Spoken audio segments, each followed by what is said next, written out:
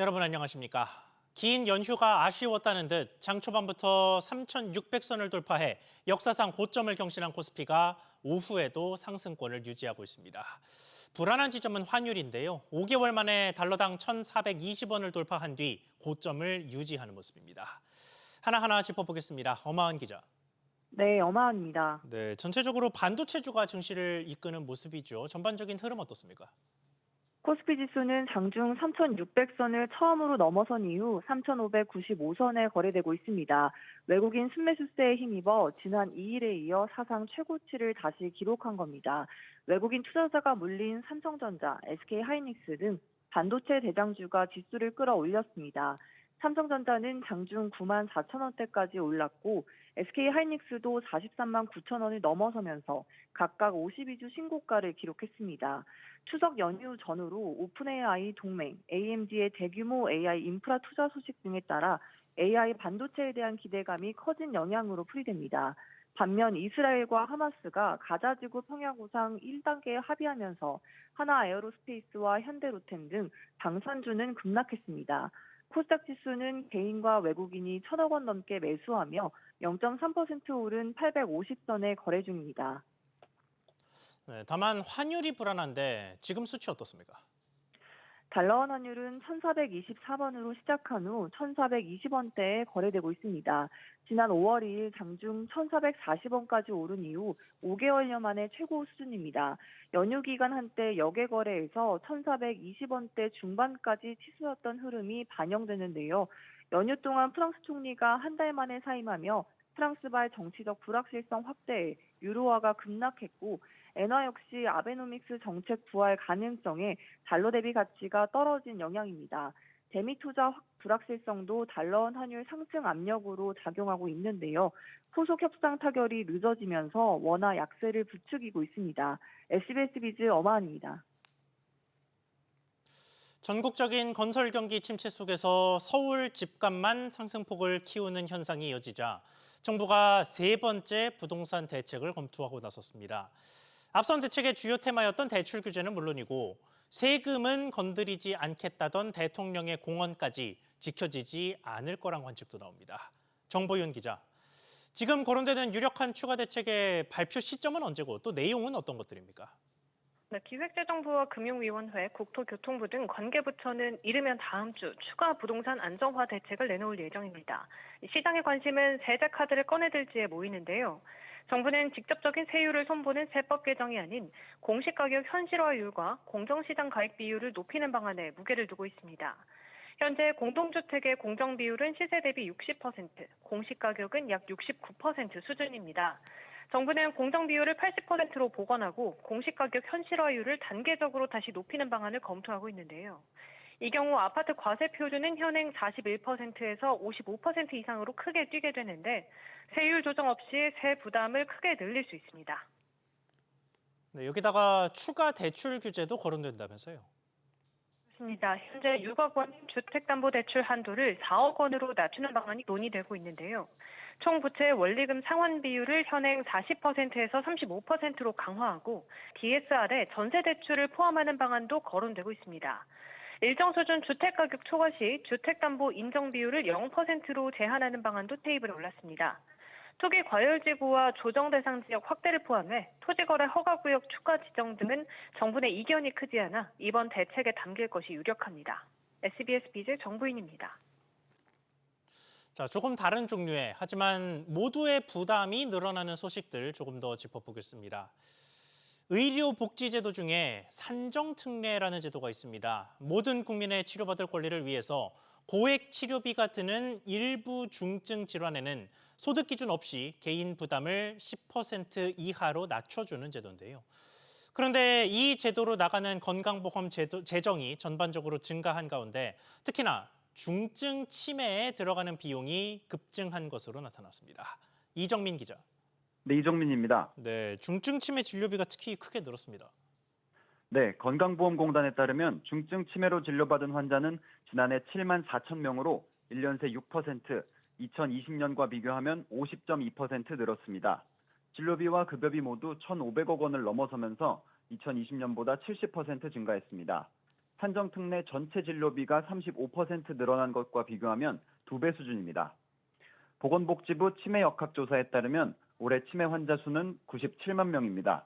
내년에 100만 명, 오는 2044년에는 200만 명을 넘어설 것으로 추산됩니다. 실제 치매뿐 아니라 치매 고위험군인 경도인지장애 환자도 내년이면 300만 명 이상이 될 전망입니다.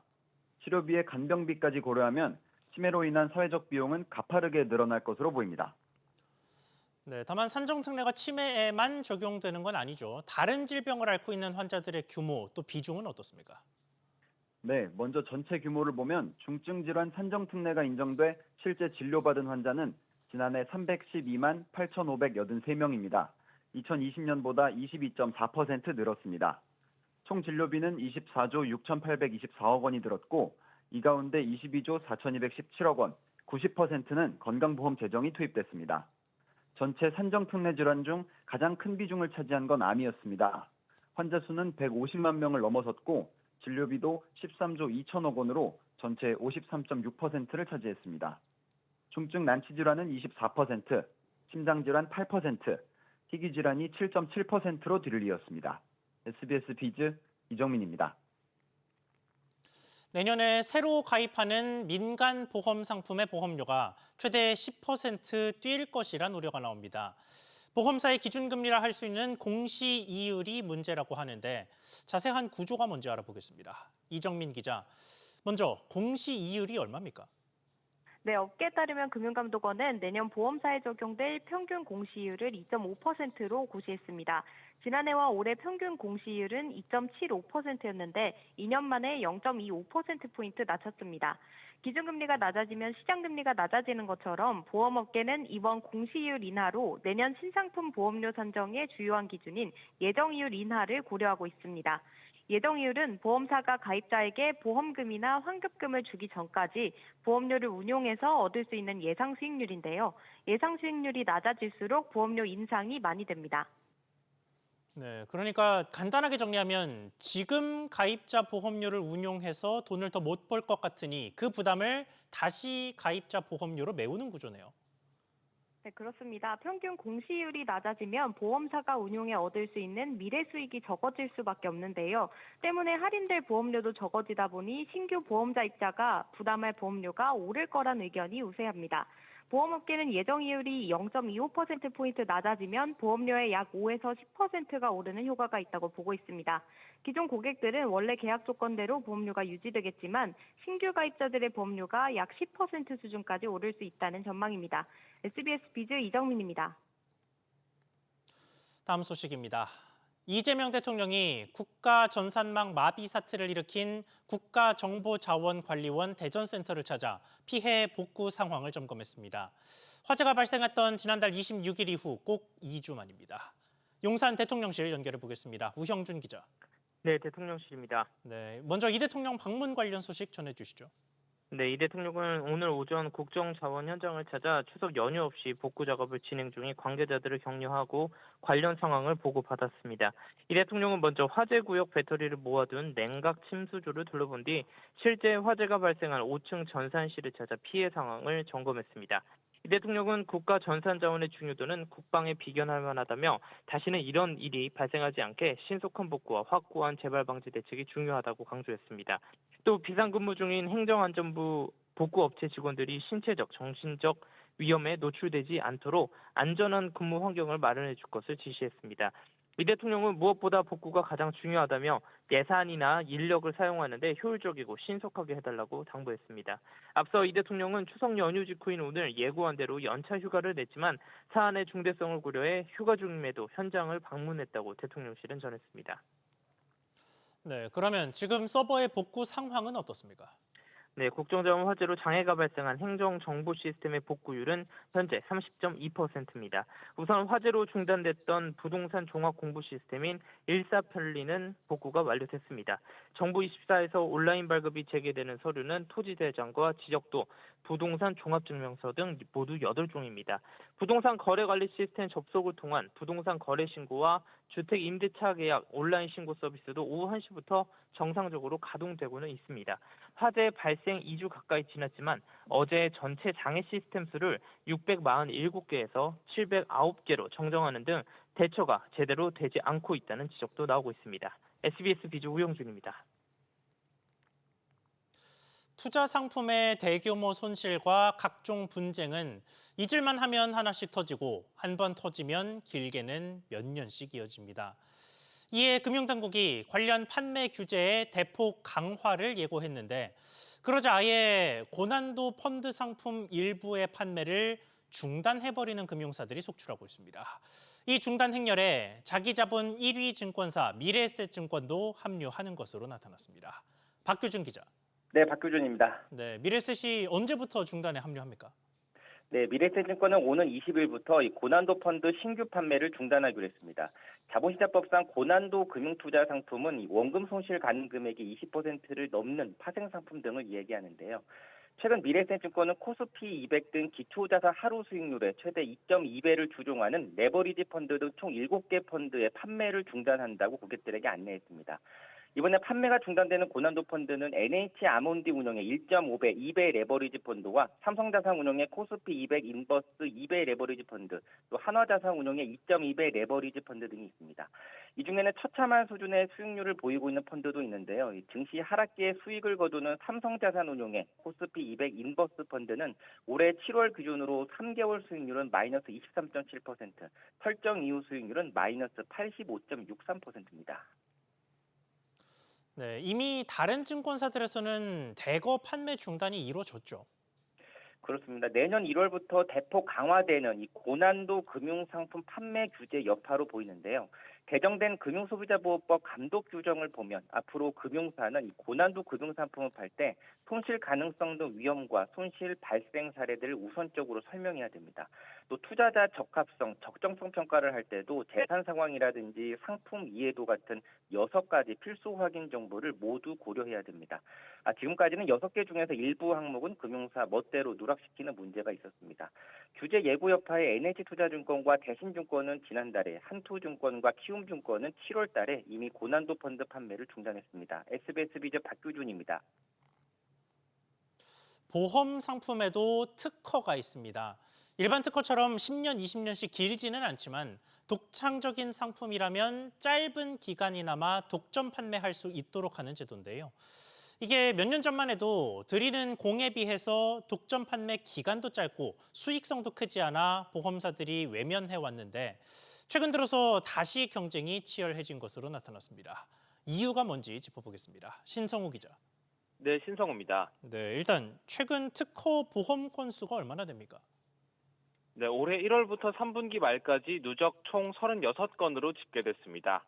지난해 같은 기간 대비 약 70% 증가했고요.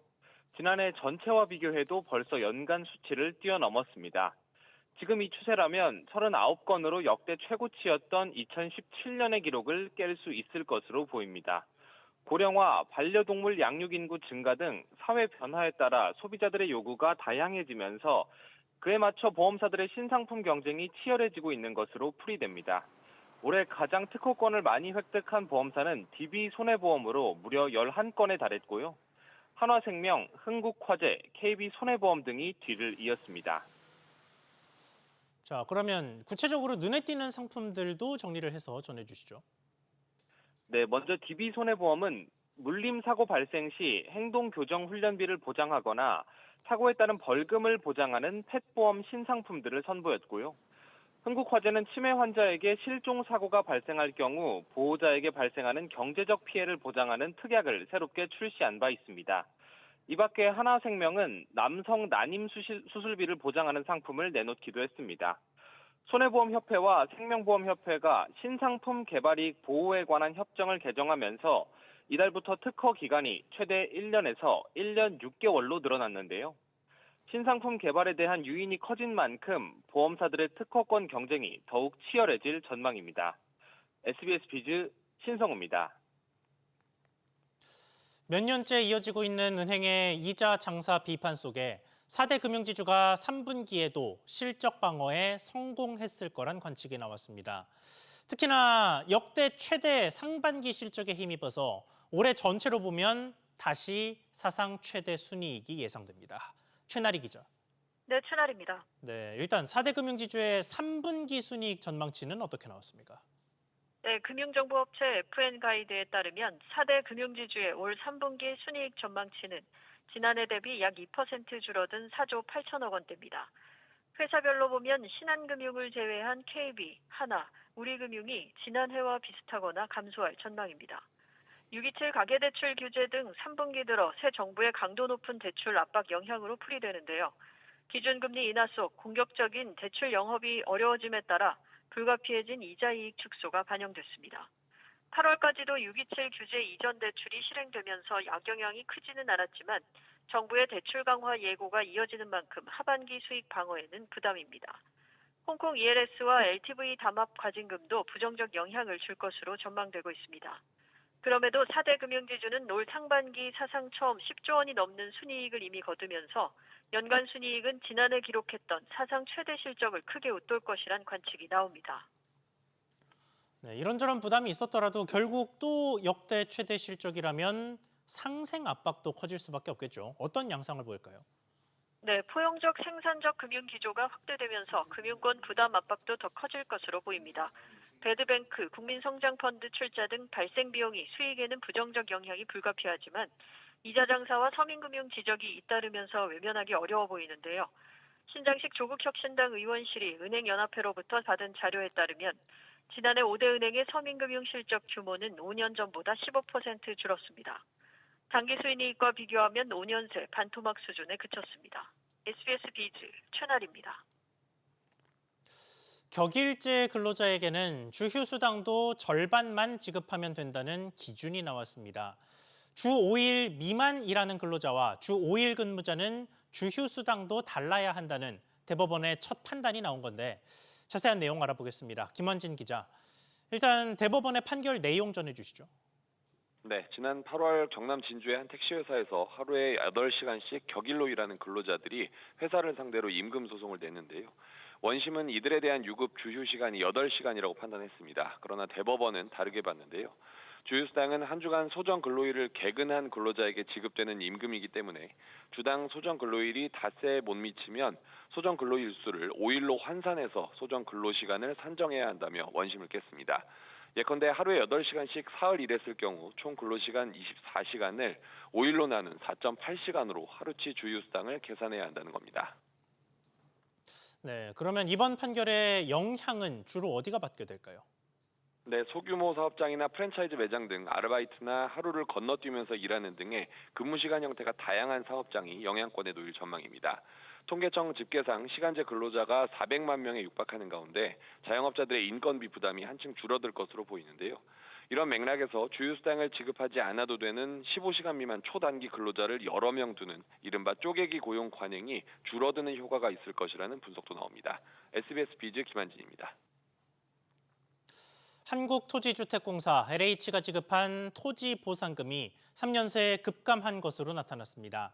김정재 국민의힘 의원실이 LH로부터 제출받은 자료에 따르면 LH가 공익사업을 목적으로 토지를 취득하고 토지주에게 지급한 보상금은 2022년 9조 2천억 원에서 지난해 2조 7천억 원대, 올해는 8월까지 1조 1천억 원대를 기록했습니다. 보상이 이루어진 지구의 수도 2022년 116곳에서 올해 47곳으로 줄어 전체적인 공공주택 공급이 위축되고 있다는 게 김정채 의원 측 지적입니다. 지난달 국내 수입차 판매량이 크게 늘어난 것으로 나타났습니다. 한국수입자동차협회는 지난달 수입 승용차 신규 등록 대수가 32,800여 대로 지난해 같은 달보다 32.2% 늘어났다고 밝혔습니다. 브랜드별로는 테슬라가 9천여 대로 3개월 연속 1위를 차지했고 메르세데스 벤츠가 약 7천 대, BMW가 6천여 대로 뒤를 이은 가운데 BYD도 1,000여 대를 판매해 7위에 올랐습니다. 중국 온라인 플랫폼에서 파는 어린이용 제품에서 기준치를 초과하는 유해 물질이 검출됐습니다. 서울시는 알리익스프레스와 테무에서 판매 중인 어린이용 제품 28개에 대한 안전성 검사를 실시한 결과 12개 제품이 부적합한 것으로 나타났다고 밝혔습니다. 어린이용 헬멧에서는 내분 비기에 장애를 일으킬 수 있는 프탈레이트계 소재가 기준치 대비 700배 넘게 검출됐고 롤러스케이트 2개 제품에선 발암성 물질인 카드뮴도 기준치 4배 가까이 나왔습니다.